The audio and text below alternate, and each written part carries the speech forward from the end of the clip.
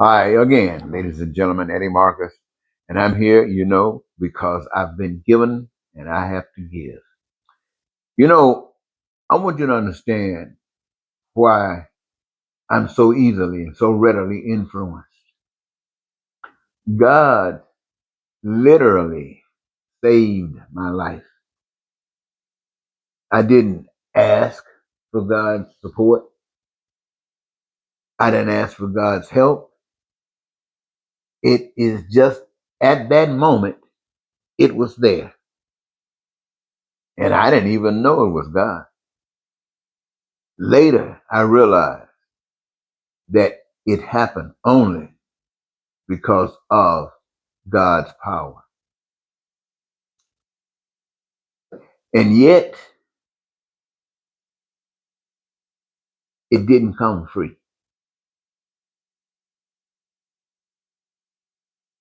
Now, when I recognize danger, ready to attack or ready to strike, or is destroying others, that God that saved me compels me to run to that danger, run to that public being abused, exploited through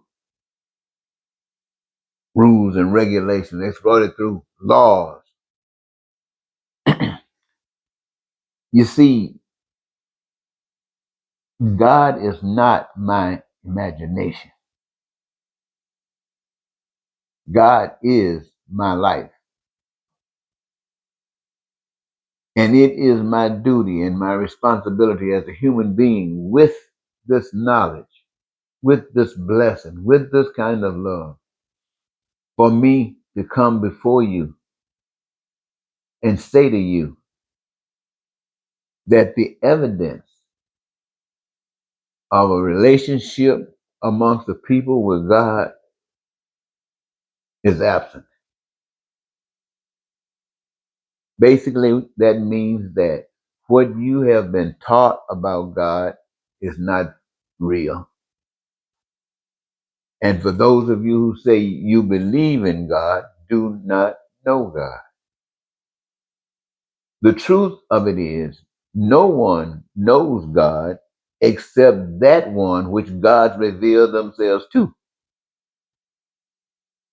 If God does not reveal God to you, you do not know God. You believe in what people have said to you about God. And it could be some of it true, and it could be some of it not true. Meaning that the responsibility of developing and creating and having a relationship with God is always independently you. And so the mega churches, you are really huge. They love you for some strange reason and they reward the leadership with all kinds of financial rewards.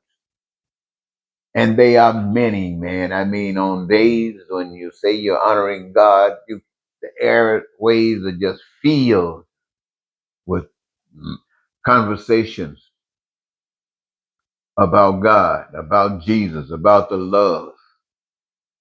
But all you have to do is come outside of those walls, come out on the streets, look into your institutions, your established order.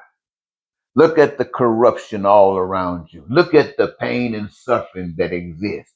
Look at the prisons that fill and house criminals who have been created because of the failures of the systems that exist.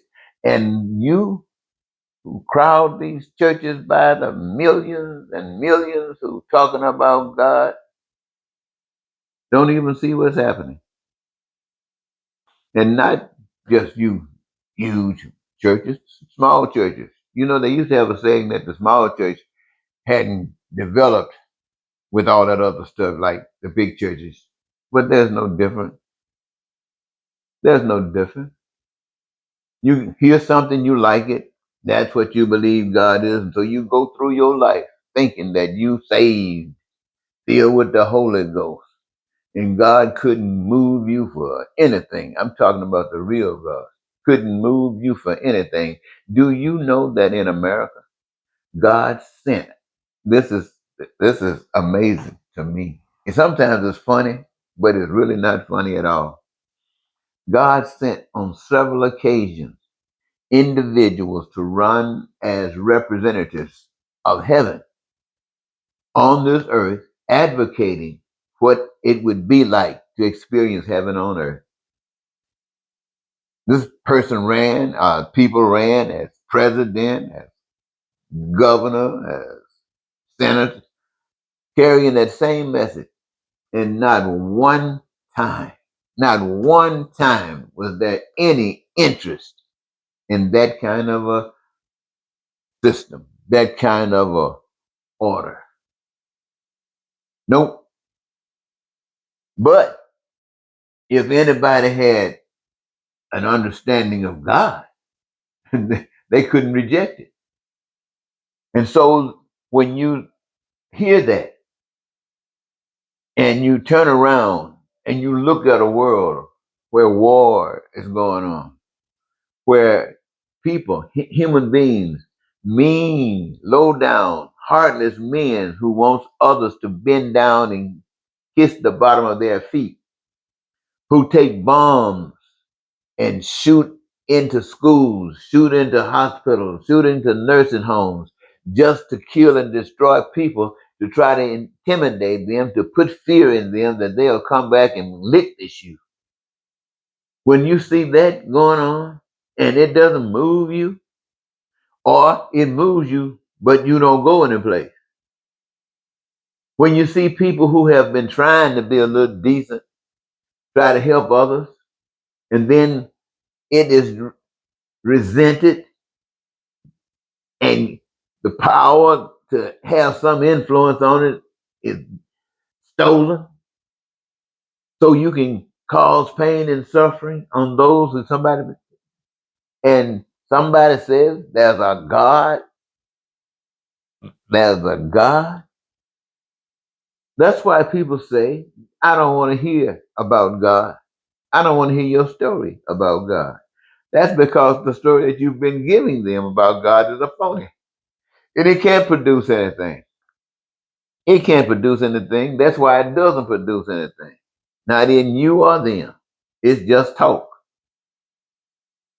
But for those that God have revealed God to,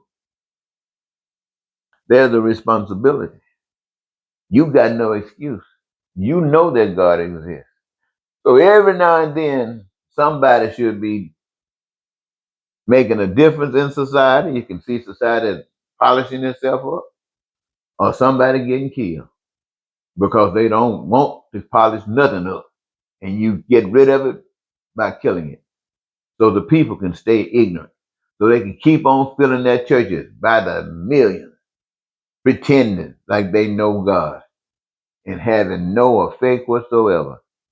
Ladies and gentlemen, it is time that you face the truth. Wake up. You have been deceived. You have been deceived. When your house is caught in a flood and it's floating down the river, when your car is beside it, and your neighbors probably is too, and look like there's no hope anywhere, you're going to want some love. You're going to want some love.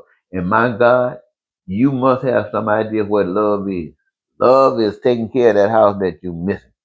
Love is taking care of that means of transportation that you don't have any longer. Love is making sure that the pain and suffering that this particular incident has caused is no match for the mind and actions of human beings led by the Spirit of God's love. Come on, people. You got to come on. You know I'm telling you the truth. Eddie Marcus. Till next time, goodbye.